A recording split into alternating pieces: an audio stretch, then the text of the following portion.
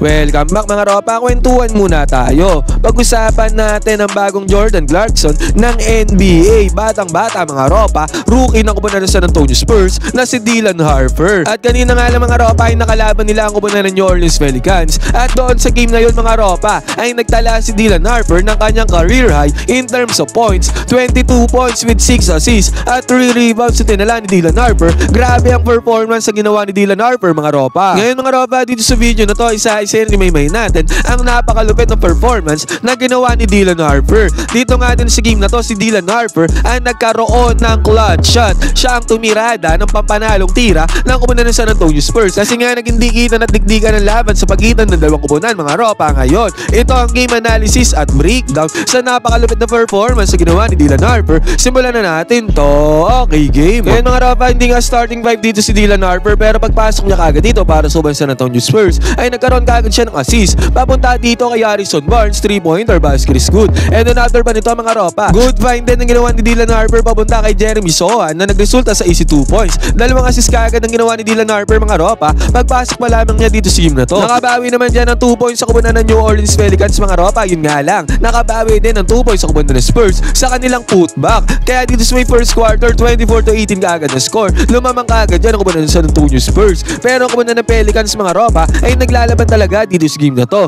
Nakabawi sila ng puntos mga ropa, basket is good yan.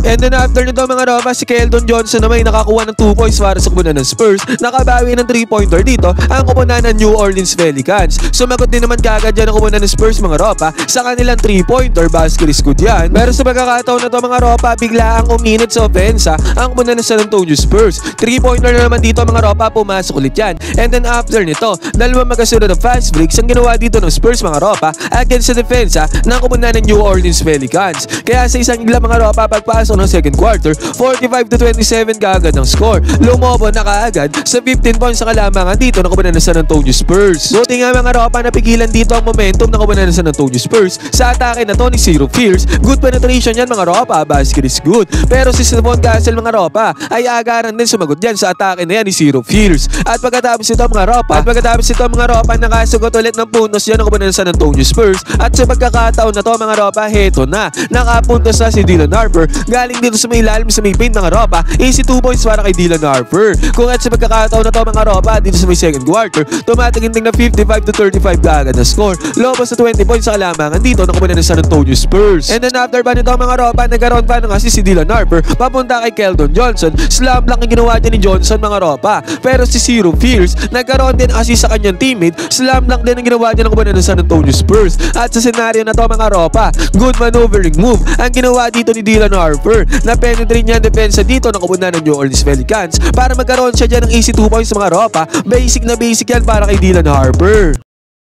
Sinubukan naman mag-build dito ng momentum ng kupunan ng New Orleans Pelicans mga ropa. Sunod-sunod na puntos ang ginawa nila dito mga ropa. Nakakuha ng layup dito si Jose Alvarado. At the same time mga ropa, nakakuha din ng 3-pointer dyan ang kupunan ng New Orleans Pelicans. Pumasok yan mga ropa. Pero yung momentum na yan mga ropa ay pinigilan kagad dito ng kupunan ng San Antonio Spurs. Nakakuha naman ng 3-pointer dito si Harrison Barnes mga ropa. Napaka-killjoy niya. And then after nito sa may fast break, si Dylan Harper mga ropa ay nakakuha din ng 2 points. At si Devin Vassell mga ropa ay nakakuha pa ng top of the key, deep 3-pointer, basket is good para kay Devin Vassell. Kung at dito sa pagpasok ng third quarter mga ropa, 77-57 na score. Lobo pa rin sa 20 points ang kalamangan dito ng kupunan ng Spurs. Pero pagpasok naman ng third quarter mga ropa, heto na, bumomba na sa opensa ang kupunan ng New Orleans Pelicans. Sunod-sunod na opensa ulit ang kanilang ginawa dito mga ropa. Sunod-sunod na puntos mga ropa, talagang hindi napigilan ng depensa ng kupunan ng San Antonio Spurs ang pagbulusok dito sa opensa ng kupunan ng New Orleans Pelicans. At hindi pa sila nagpaawat dyan mga ropa dahil dalawang good drives ang kanilang ginawa dito. Talagang naging solid ang run dito ng kupunan ng New Orleans Pelicans mga ropa. Sulit na sulit yan. Pinigilan nga sana to ni Dylan Harper mga ropa sa kanyang fast break attempt dito.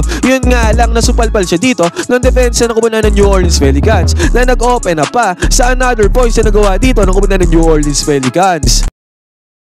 Kung at sa pagkakataon na to mga ropa, sa isang iglap lamang ay naging 83-79 na score. 4 na puntos na lang bigla ang kalamangan dito ng kupunan ng San Antonio Spurs. Buti nga mga ropa, nakapuntos na dito ang kupunan ng San Antonio Spurs mga ropa. Yun nga lang, agarang sumagot dyan ang kupunan ng Pelicans. Nakakuha ng puntos dito si Harrison Barnes mga ropa. Good drive yan, basket is good. Pero si Derek Quinn naman mga ropa para sa Pelicans ay nakabawi sa puntos na yun ni Harrison Barnes. Samantala mga ropa, si Kelly Olynyk naman ay nagkaroon ng layup dito. Pero again mga ropa, si Derek Quinn ay pinangunahan ulit ang opensa ng kupunan ng New Orleans Pelicans. Nakapuntos na naman dyan si Derek Quinn mga ropa. Kung at sa pagkakataon na to, pagpasok ng 4th quarter na pangawakan ng kupunan ng Pelicans, ang kalamangan 104-102 ang score. At agaran lang din mga ropa, agaran nakapuntos dyan ang kupunan ng Pelicans mga ropa dito sa may 4th quarter. Buti na lang mga ropa, heto na Dylan Harper, ang gandang pass ang ginawa papunta kay Champagny na nakakuha ng 3-pointer dito mga ropa. Basket is good. At eto pa ulit mga ropa, again Dylan Harper ulit ang nagmamando ng bola dito sa may 4th quarter. Sinabi ko nga sa inyo, naging sobrang clutch talaga ni Dylan Harper dito sa game na to. Naiwanan niya yung primary defender, may closeout doon sa may ilalim, pero baliwala yan kay Dylan Harper mga ropa. Wala siyang paki dyan, nakakuha pa din ng puntos dyan si Dylan Harper dito sa may 4th quarter. Pero si Derek Quinn mga ropa ay nakapagmando ng bola dito para sa kupunan ng Pelicans. Ang gandang pass ang ginawa niya papunta kay Herb Jones na nagresulta ulit sa easy 2 points. Basket is good. Pero sa pagkakataon na to mga ropa, take over mode na ang isang Dylan Harper. Siya ulit na nagmamando ng bola dito mga ropa. Gumamit siya ng screen dito sa may ibabaw. Sabay penetration niya, na-attract niya yung dalawang defenders dito na kupunan ng Pelicans. Sabay kick out niya ng bola papunta kay Kelly Olynyk na nagpop dito sa may 3-point area. At ang resulta niyan mga ropa, 3-pointer para sa kupunan ng San Antonio Spurs sa pangunguna dito ni Dylan Harper. 120-112 lang ang score mga ropa dito sa may 4th quarter. Sunod-sunod na puntos nga ang ginawa ng kupunan ng San Antonio Spurs sa pangunguna ni Dylan Harper. Nakapasok naman ng 3-pointer dito ang Pelicans mga ropa. Buti na nga lang si Keldon Johnson ay nakabawi din kaagad ng 3-pointer niya. Pero sa pagkakataon na to mga ropa, grabe talaga si Derek Quinn. Halimaw na halimaw mga ropa. Sobrang lupit nitong rookie na to. Nakakuha kaagad ng 2 points doon sa may ilalim. Mamaw tong rookie na to mga ropa ng New Orleans Pelicans.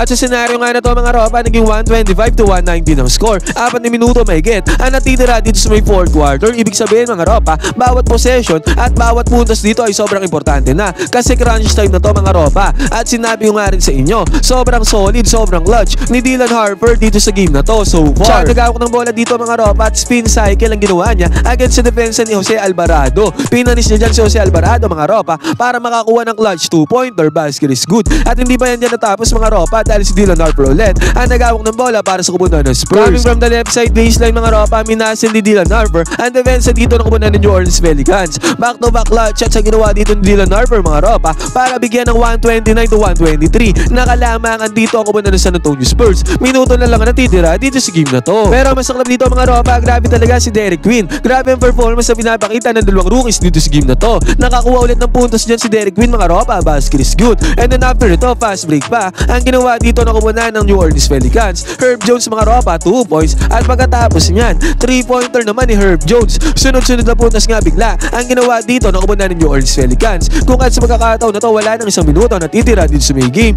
Naging 130-129 ang score mga ropa. Lumamang pa dyan ang kupunan ng New Orleans Pelicans.